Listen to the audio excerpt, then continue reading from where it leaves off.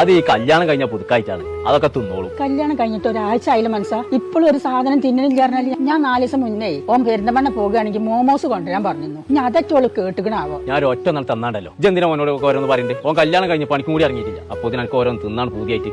കഞ്ഞും ചോറും കുടിച്ചാൽ പോലെ പനിക്ക്. ചെറുക്കം വരുന്നുണ്ട്. ഞാനോട് ഇതിന്റെ കൂട്ടൊന്നും പറയണ്ട. അതെന്റെ മട്ടം പോലെ ഞാൻ ചോദിച്ചാൽ മനസ്സിലായിക്കോളാം. പനൊട്ടി ഇവിടെ വന്നാ എന്താ അത്?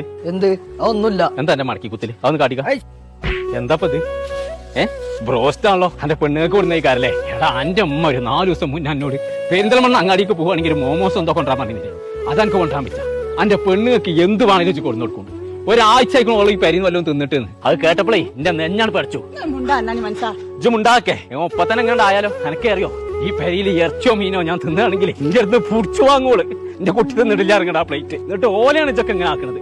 എന്നാ ഇപ്പൊ എന്റെ കുട്ടിയെ ഇത് ആർക്കാ കൊടുന്നു വെച്ചാൽ ഓൽക്ക് എന്നെ കൊടുത്താളാ. ഹിമ്മാക്ക് ഉപ്പാക്കൊന്നും വേണ്ട.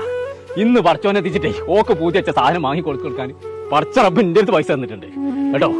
ഞാൻ വാങ്ങി കൊടുത്തോളാം. സാരില്ല, ഇപ്പൊ അങ്ങനൊക്കെ പറഞ്ഞോട്ടെ. മോനത് കാര്യാക്കണ്ട കേട്ടോ.